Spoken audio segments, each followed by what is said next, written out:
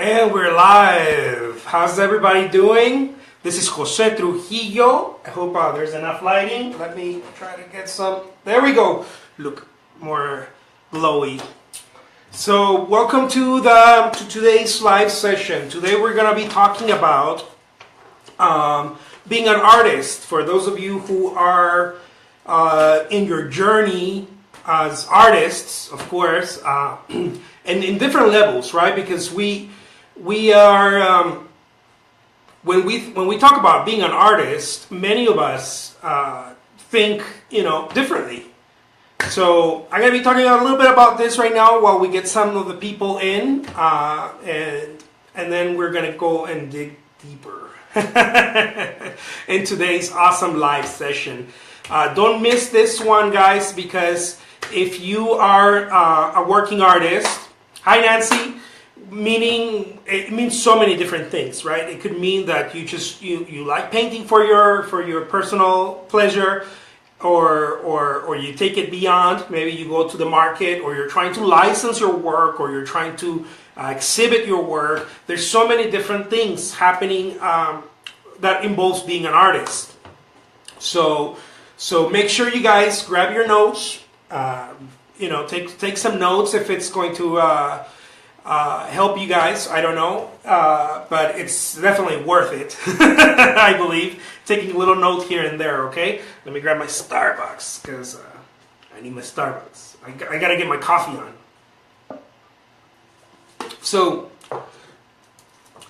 being an artist involves so many different things, right? Some of us just paint. We're barely getting to learn the medium that some sort of medium. Some of us are a little bit more advanced. Now we're thinking about creating, maybe going into specific style of artwork. Maybe you like realism. Maybe you like abstraction. Maybe you like impressionism. So we're getting into that, right? Some of us are beyond that point, and we've created a style, right? That it's a bit more defined, and we may be having trouble getting into galleries or talking to people about it, or that phase. Some of us do it on the weekends only because it suits our soul, and that's really how it's a pleasure, right? Of course, every stage of it is a pleasure, or every angle of it is a pleasure. But some of us just do it for that. We're not really looking to build a career or to take it to the market or whatever it is that artists do, full-time artists do. And some of us also want to do that, want to take it to the market, but it's only to supplement, the income. It's just, we don't want to go full time because we have another full-time job or whatever, So, okay, so there's different facets. There's different ways of looking at this. Regardless of the stage you're in, being an artist is one of those things that I believe it requires a lot of passion for what you do. And if you don't have that, if you're not passionate about it, you gotta really look into it and see, is this something that not only brings me happiness, but it brings me enthusiasm. I believe happiness comes and goes, but enthusiasm is one of those things that kind of sits with you. Even in your dark moments, you can still be enthusiastic of how to get out of that dark moment in order to continue your journey. So I'm going to talk a little bit about that, but we're going to focus on the main. I believe what is the main thing about being an artist. The thing that we kind of all struggle with in different ways, in different areas, and this is about inspiration. Okay, so bear with me. We're going to be talking about inspiration, and I chose this topic as the first topic in our series. Of being an artist in this Facebook Lives, because this is the number one question that I get over and over by people who are artists, people who are not artists, I think we're all artists in different ways. Some people like to cook, some people like to write, some people like to paint. There's whatever you do with quality, I believe it's you're doing it artistically. You're doing it. You're being an artist. Anything, whether it's gardening or you know, if you like flying aircraft, whatever, you're an artist at it because you're doing so much quality and attention. So I chose inspiration as our topic because that is the question that gets asked the most, or I get asked that question the most. Where do you find inspiration? How do you stay inspired? What do you do when inspiration, you know, just doesn't show up? Or we call it the muse. Some artists call it the muse, right? There's different ways. So people call it different things, but at the end of it, it's inspiration. How do you maintain that inspiration? So one thing that I want to be clear with when it comes to inspiration, and I'm going to use Chuck Close. Chuck Close is a prominent portrait painter. He's been at the foreground of at the avant-garde, I think, of modern portrait painting for a while now. He started doing some artwork.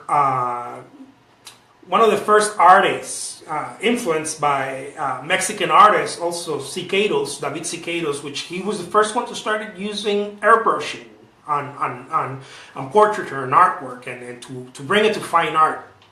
So that's kind of how Chuck Close started. He saw Siqueiros do that, and he started going into his hyper-realistic portraits. And then he went onto more abstract, you know, abstraction, the way he would portray those on the canvas, right? Now we see like very abstract portrait done by Chuck Close, but if we think of Chuck Close, we sometimes forget that he was very realistic, right? His work was hyper-realistic. So I'm gonna. There was a little bit of history there of Chuck Close. So I wanted to touch on that because he said something that I believe was very, very interesting. He said, you know, amateurs wait for inspiration and the rest of us just show up, right? Or a variation of that. I don't know if I quoted it exactly, but something like that. Okay, I'm doing a loose translation again here.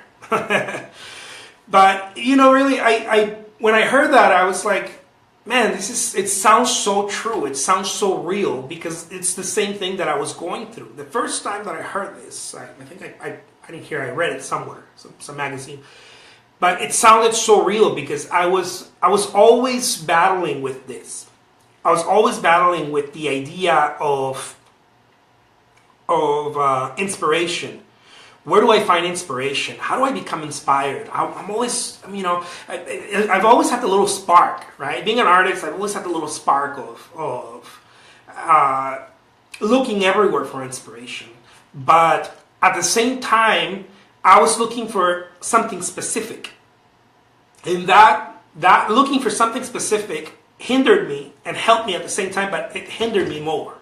And over the time, I've noticed it's a hurdle that you kind of have to overcome when you're looking for something specific. What I mean by something specific is this, okay?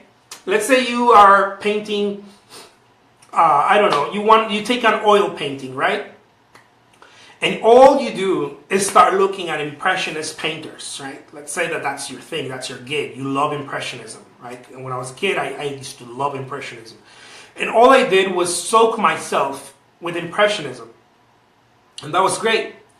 But it came to a point where all I wanted to do was paint like the Impressionists. And I wanted my work to look like a certain style. And I wanted my brushwork to come out in a certain way. And I wanted to stretch the canvases, you know, the way they looked. And I wanted to leave the white canvas, some white areas unpainted, just like they did. They were infamous for doing that because it creates negative space. Anyway, that's something else. But I really dug into that, and you would think there's nothing wrong with that. Well, there is. What started happening is that if my stuff didn't look like that, then I wouldn't move forward, and I wouldn't show up to the studio until I was convinced in my mind that I sketched I made the right sketching, I mixed the right color, I went and bought the exact colors that I needed. In other words, I was trying to mimic, right? And we all do that when we're starting. I was trying to mimic a style. I was trying to mimic almost a personality, right? The way that they looked at the work, the way they talked about it. I was soaking myself in all of this, and to a certain degree, that's good because I became obsessed. I think that if you become obsessed with something, there's good obsessions and bad obsessions. But if you become obsessed with something, you really start taking in you really start owning your power. I think all great artists, if you look at their lives, they were all obsessed with their work because it's the only way. Because it's so hard to create artwork daily and to create to put in so many hours in creating artwork that you have to be a little bit a little bit off the rocker in order to continue to do that. But anyways, going back to that, you would think that's great, right? Oh, it's great that you wanted to create your artwork and you obsessed about it and it had to look a certain way. The problem with that is that I stopped. Every time things didn't look right, I would stop. Every time things didn't match my idea, I would slow down and I would be like, oh, okay, well, I'm going to wait to be inspired. So more or less, this is something that I've been struggling with, right, throughout my career. Since I first started painting, I was around 12 years old when I picked up some acrylic paint and 14 years old when I picked up oil paint. And I'm 35, so you can imagine all this time that kind of has been following me. And it hasn't been till the recent 4 years that I've really been understanding what showing up is. I've always loved painting.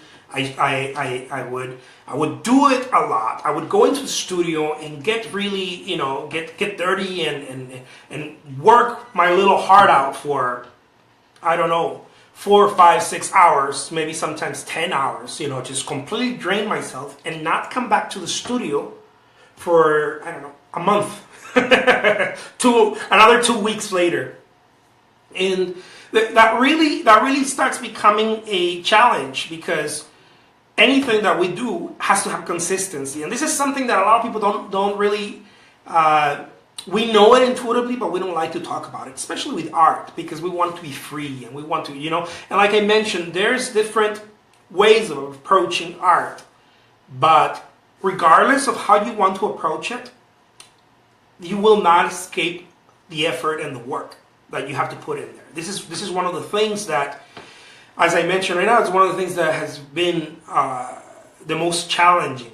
The most challenging, many people think that it's creating the artwork or learning how to paint or mixing colors or becoming, I don't know, some people say like owning your talent and becoming prolific. And no, the hardest thing is showing up. It is the most difficult thing. You fought with your partner, right? You argued and whatever, and you show up to the studio still, regardless of.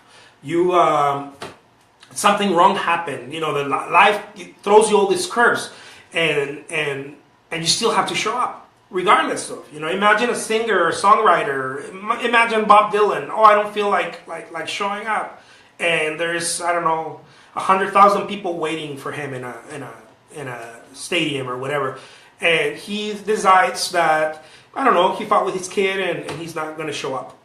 He can't do that, right? And it's not, we would think, it's because he already signed and he's liable. And no, I don't think it's that way. I think it's the other way around. I think his muscle for showing up is so strong. It's so strong that people start counting on him and record labels and this and that. So what does all of this have to do with inspiration? Well, as artists, we think that we have to be inspired in order to show up. This is where I believe we go wrong as artists. We believe that we have to be inspired. We believe that we have to have this, I don't know, the sky opened. Excuse me, I've been battling a little bit of a cold. Talking about showing up. We have to be inspired, and we have to be, we have to really feel, you know, that happiness, that momentum. Oh man, I got this great idea. Now I can show up to the studio. Wrong. Yes, you should show up to the studio if you have a great idea, but you should show up to the studio regardless. And this is for anyone, whether you're trying to build a career or you're trying to create artwork and become better at it. It's like anything else. We tend to put the cart before the horses. And I've learned the hard way that it's the other way around. But see, in our culture as artists, most people don't tell us that. Most people tell us, they talk to us about inspiration, and then we get all happy and fuzzy about it, right? Every time I have an exhibit, I don't do exhibits that often just because I concentrate more online, and that's more of the route that I go. But every now and then I have exhibits, and when I get an exhibit, people reach to me, other artists, and they ask me like, how do you get inspired to do all of this? And I always, playing around, right? But it's true. I always answer, if I got inspired, if I waited to be inspired, I would have never painted this work. It would have never happened, because I get inspired. Again, another quote, Picasso. Picasso said, "I believe in inspiration, but it has to find you working," right? And the whole thing is that as artists, we use different little things to procrastinate. Different little words. One of them is inspiration. Another one is idea. Another one is the right condition. We wait for the right condition. What is the right condition to show up to work? Well, I don't have a big enough studio. Oh, then therefore I won't paint larger pieces of work. And because I really want to paint larger pieces of work, but I don't have a big studio, so I can't. And I'm not going to paint small pieces of work because it's not going to represent who I am. So I'd rather just do nothing, right? This is one of the problems that we face as artists. I don't have the right colors, right? And I don't want to be misrepresented as an artist. So my artwork I need to have these specific colors. Like Vermeer, no? Vermeer had very specific colors. I think I saw that in the movie. Something like mango leaves, elephant urine that was given mango leaves. I think some stuff like some purist stuff like that, imported from India, I think. Anyways, so we have those little things, and we don't realize that we're procrastinating. We don't realize that we have a production problem. This is another thing that I learned over the years, is that we may show up to the studio, but if we need conditions to be correct, we're facing another challenge, and that challenge is a production challenge.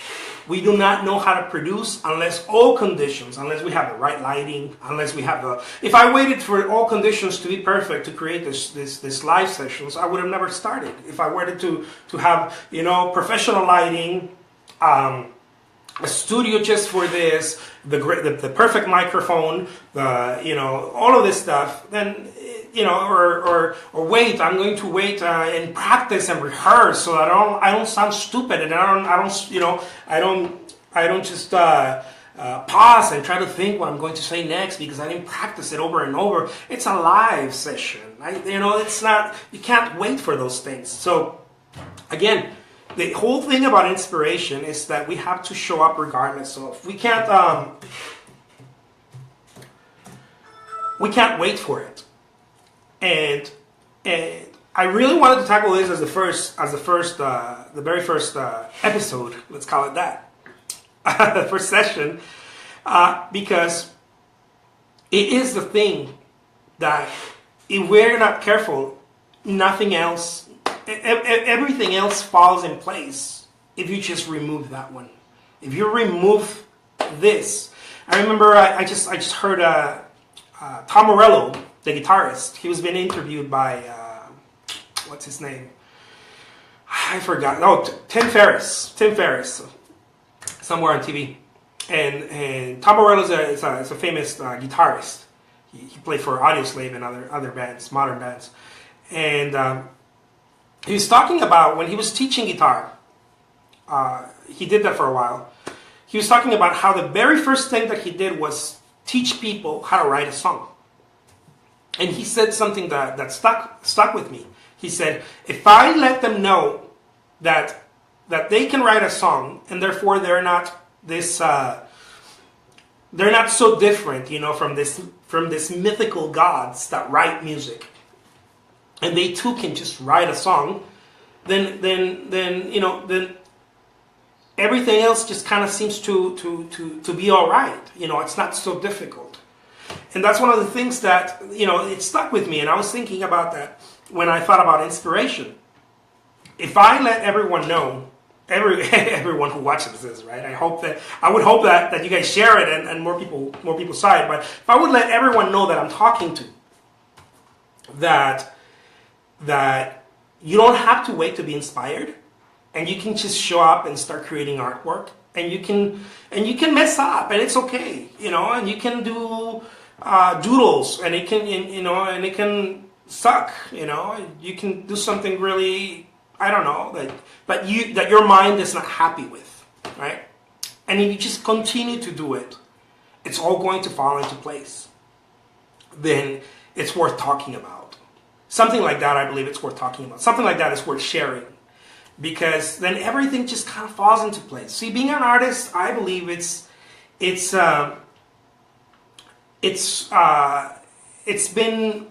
there's a myth created around it, a very romantic idea. Oh, I'm going to sit in my studio and I'm going to sip on some latte or some glass of wine with a scarf, and a little bohemian hat, and I'm going to talk about. And we have all this romantic notion around it, but we forget that the word artwork, the other aspect is work. The other part of the word is work. And we rarely touch on that as artists. We talk about technique. We talk about strategies. We talk about mediums, how to paint in different mediums, oil paint, acrylic paint, this and that and that.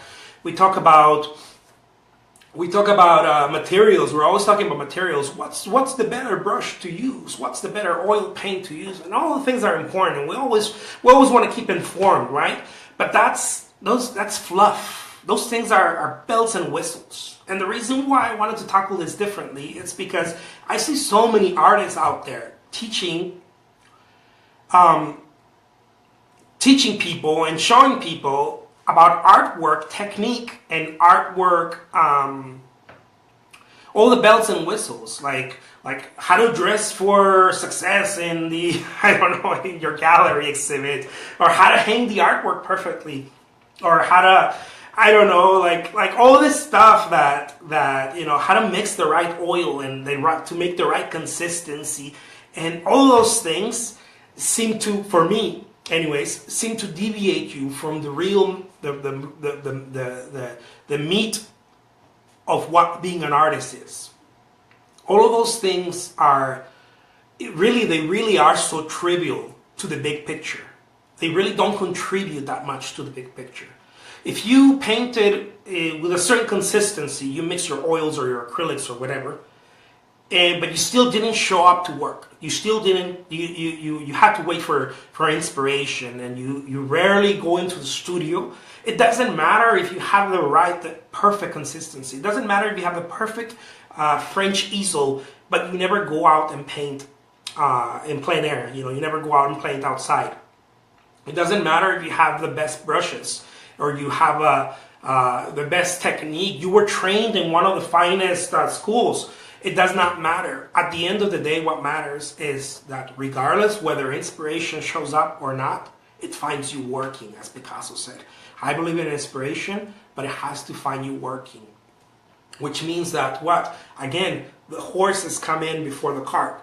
And if I just get that message across, I know I'm hammering this one. But if I get that message across, I think that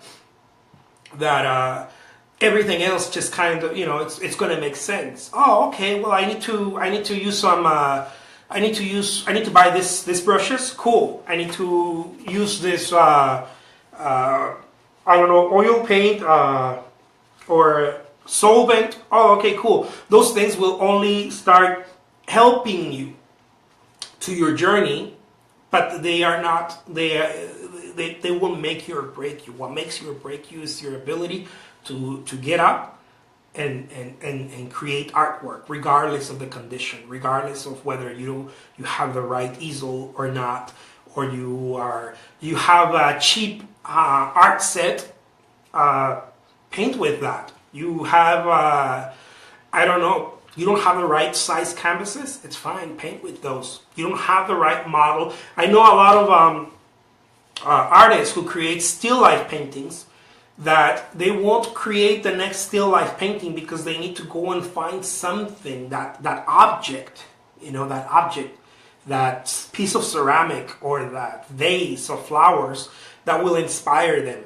And I know this doesn't sound romantic and this is not conventional, but I am not a conventional artist. I'm here to talk about something different. I want to talk about the real stuff, the things that makes us artists, not the stuff that is around it, And I'm going to touch on that on other videos. I will on on Mondays, I think. Let me check that again. How's it going, Joe Lopez? Good afternoon. Yes, on Mondays I'm going to be talking about Ask the Artist, right? That's the session we have, and on Wednesdays I'm going to have a live session for creating artwork. So there I'm going to be talking about mediums and different stuff, but on Thursdays, like today, I want to be touching on really the what makes us artists. How do we move forward? What are the challenges we have? And as I mentioned today, I started with inspiration because I believe that if that is moved out of the table, then everything else just kind of falls into place. Now we don't have to wait for inspiration. We can roll up our sleeves and get to work. Regardless of what you want to do, maybe as I mentioned before, maybe you don't want to. Maybe your gig is not, I'm going to become a famous artist. Maybe I'm not going to exhibit artwork. Maybe I'm not going to sell my artwork in galleries or online, or I'm not going to license my work to, I don't know, to books or to towels or whatever, art licensing. I just want to learn how to paint, and I just want to paint for the fun of it, right? Maybe that's your gig. Regardless of what it is, it will still create. You will need that consistency and that work ethic in order to show up and practice that daily, and I believe that that's not talked about. It's almost pushed aside. It's not romantic. It's not, it's not pleasant. It's like, why would you want to talk about that? You sound like some life coach or one of those internet gurus, or I just think that if we don't tackle this first, everything else is just it's going to pile up. Because if you get knowledge, if you start getting knowledge like color theory, we'll talk about that also in other sessions. If we start getting to knowledge of color theory, composition, how to stretch canvases, how to A, B, and C, everything that has to do with the artwork and the art method and the strategies and the techniques and all of this stuff, the values, the tones, and all this stuff about colors. If we get into that. But we never touch on the real stuff, which is, it's that time of the day I have to get into the studio and paint. It's that time of the day I have to get my work done. If we don't touch on that, then everything else is just, it's meaningless. So I wanted to start with that. Please let me know your opinions. How's it going so far? What do you guys think about it? If you guys like it, comment on it. If you guys don't, comment on it too. Let me know why you disagree, and it's okay. It's this is a session for us to talk about, and I know that I'm the one talking, but you guys can type, and you guys can share information and ideas, and also share the videos if you like what you see here, what you hear here. If you like my face, share with other people. they don't have to be artists. I don't think you have to be an artist to cognate with this. On this, I think you could, I don't know, be a poet or an accountant or something else that's not an artist, and I guess a poet is an artist, something else, and it would still help you because it's the same, it's the same principle. It's just getting things rolling. How's it going, Walker? Thank you so much. I appreciate it. Yeah. So this is pretty much it for this one. Okay. Let me know. Ask me questions. I will get back to you guys. I will do my best. If I don't know the answer, I will go find it. I will go. That's just the kind of person I am. If I don't have the answer, if I can't answer it right now, if you don't agree with it, please let me know also, because I like to know your feedback. That way we can address things. Maybe I'm not communicating it correctly, or maybe you just don't like the message, and that's cool too. But you have to let me know. Otherwise, I don't know what's going on the other side, because it's a two-way thing. But it's very much one way, because it's me rambling here. So thank you so much, Joe. Thank you, Walker, and I will talk to you guys again on Monday. So let me go over really quick again what's going to happen next week. Monday is Ask the Artist. Okay, have your questions ready. It's everything that involves about being an artist. Okay, so it doesn't have to be about me. It has to. Of course not. About you. What are the challenges you're facing and how I can help, okay? So Mondays, be ready for that one. Also at noon. Tuesdays, it's going to be about art marketing, okay? How do we tackle that? How do we find our first exhibit? How do we talk about our artwork and, this kind of stuff? So that's going to be on Tuesdays. On Wednesdays, everything's at noon, okay, guys? On Wednesdays, it's going to be a live artwork session. That's where I get to paint and kind of show you a little bit of the process of some of the artwork that I do. And maybe you can get inspired, or you can be like, I don't like that, or I like that. It's fine. It doesn't matter. It's and then on Thursdays, like today, it's everything about being an artist. Today we started with inspiration, because I believe that's the very first thing we have to tackle. So that's it for today, guys. Thank you so much. We're going to keep them short, under 30 minutes. I think this one, I went over 1 minute. But thank you so much. Take care, and I will talk to you guys soon. Please share the love. Share the video if you like it. And if you don't like it, share it also. Tell people I hate this guy. Take care.